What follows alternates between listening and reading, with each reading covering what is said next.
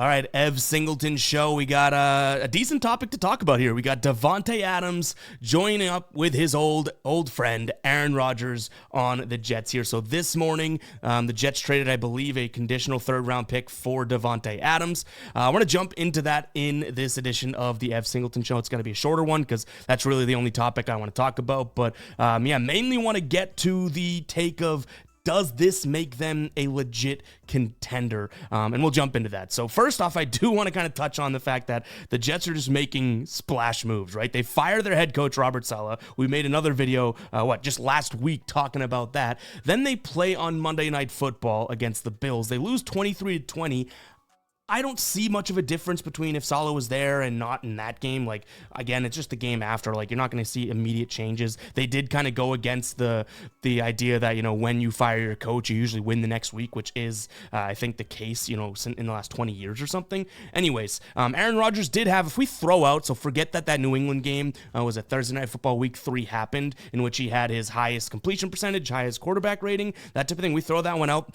He had his best game of the year. He actually had, even with that game included, the most passing yards. He had 294. He had a 66% completion percentage, which is the highest if you exclude that Patriots game. Same thing with the quarterback rating at 99. So maybe Aaron Rodgers liked what he was doing, but even when we made our Thursday Night Football video, I did say Aaron Rodgers should have a pretty decent game, right? Like, that wasn't going to be the way that the Bills beat the Jets. And Aaron Rodgers did have a decent game. Now, he did throw an interception. He had 2 touchdowns, though, to kind of mitigate it. But nonetheless, they do lose 23-20.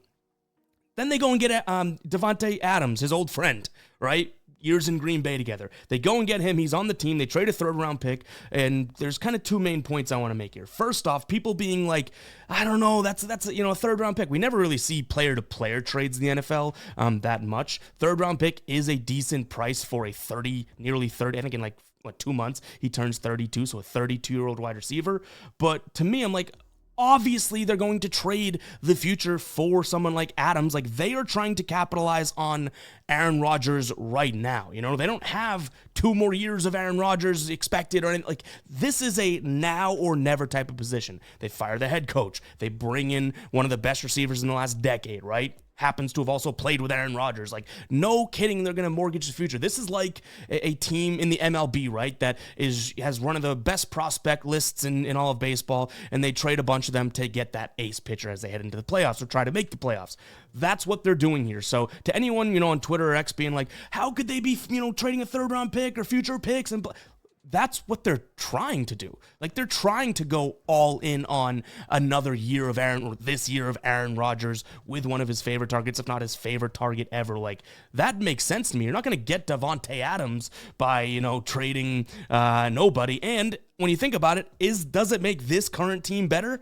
How can it hurt, right? Like, they didn't trade. It'd be different if they traded some of their defensive pieces or something that are playing for them right now for a guy like Adams. But if they just trade a third-round pick in the future, it's like, how can it hurt them that much right now? They're a better team right now. Maybe they would have won the game against Buffalo. But this is going to change the dynamic of this Jets team. A team that we've seen kind of, middle of the pack in terms of third down conversion. They stink in the red zone, all of that. But now they're bringing in Davante Adams, who this year only has, I think it's 18 catches, 10 of which are for first down. So all of a sudden we're getting his binky back in terms of when they have like a yard to gain or something, they have to get that, 3rd and 8, 3rd and 7, maybe it's 3rd and goal from the 6, that type of thing when you need to pass it. Another receiver out there that, 1, they should be in sync and they trust each other, and 2, Davante Adams did it a lot last year with a, cast and crew of Raiders quarterbacks.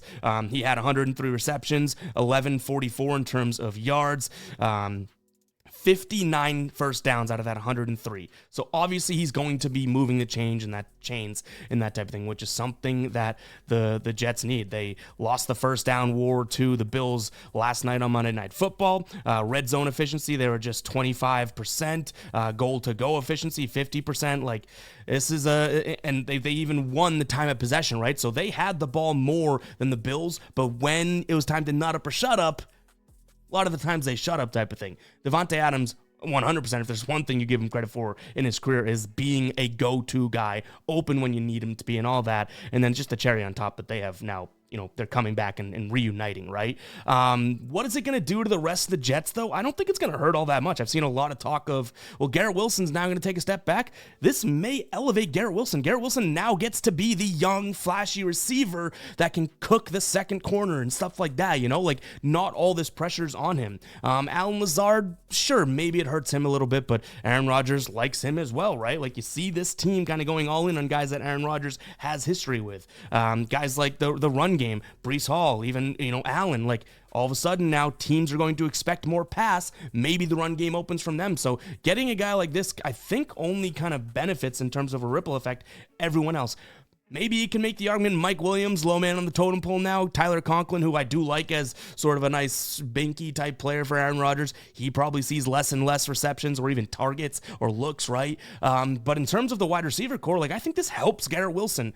Yes, he may not get as many targets, but the quality of passes he's going to get are going to be when he burns a guy now, or he's not getting the Surtain Jr. type of thing. He's getting the second guy on each defensive team and defensive back core. So I think this is a good move, that makes other people better, but also now you get Aaron Rodgers, who is coming off of one of his better games. Maybe he's feeling a little bit more confident now. I think this is a game-changing move for the Jets. Now, in terms of Super Bowl talk, let's see this work out before we go and stake our claim on that, because obviously they fire the coach, and now they have a bunch of changes in terms of play call and coaching, offensive coordinator, like all that stuff, right? And now you bring in one of the most game-changing and, game-changing, literally, wide receivers to your team. There's going to be a lot of adjusting there, and this is a team that doesn't necessarily have, the luxury of being, waiting to adjust right through 6 weeks here. They are 2-4. Like, they need to hit the ground running, so I do think that this helps them and makes them a way better team. Super Bowl wise, I don't know if it changes it. This is not the NBA, and you got to trade, a quarter of the way through the year, and that can change your season. Like, we already are 6 games into this season. I don't know if it's too little, too late. I don't want to say that. I just don't think that this puts them into real Super Bowl contention. You know what I mean? Like that word being specific. Could I see it happening? Sure, they have enough talent and a good enough defense. Like, we haven't even talked the defense because no changes, right? But a good enough defense that, yeah, this team on paper looks amazing. But think about that change, right? Like, they didn't come out there hooting and hollering after firing the coach. They get Davante Adams. Maybe it takes a little while for him to either, get on the field and or totally mesh with the offense. Like, that's the type of stuff we do have to wait and see. But to answer the question of does this make the Jets a better team? Hell yes. Are they a true contender for a Super Bowl now after that? I almost wonder if it's too little too late. Like, if these were all done in the offseason, maybe I'd say, hey, you got a whole blank slate, but their slate is kind of messy. Like, when you have the whiteboard back in school or the chalkboard or whatever, and when it's used after a long time, like, you could still see the old writing on there, and you're trying to scrub it off. You want it to be clean, but it's never clean. A 2-4 start to the season is kind of like that. Now, you can write and make out whatever it's legible on there, right? I'm not saying anything's not possible type of thing, but it's not as clean as a clean slate. A clean slate would be even maybe a 1-1 start after 2 weeks, that type of thing. But a month and a half into the year, I think it might be a little too late. But you know what? This is like a video game. Like, they're literally treating this like a video game, and I'm kind of here for it. But guys, it's going to wrap it up for this edition. Let me know in the comments. First off, comment 8 if you made it this far, and 2, answer the question, does this make them a Super Bowl contender? I think it obviously makes them a better team. Let me know if you agree with that. But are they truly a Super Bowl contender now? Because to me, it's a little too late for that type of thing. But I'll catch you guys in the next one, all right? Peace out.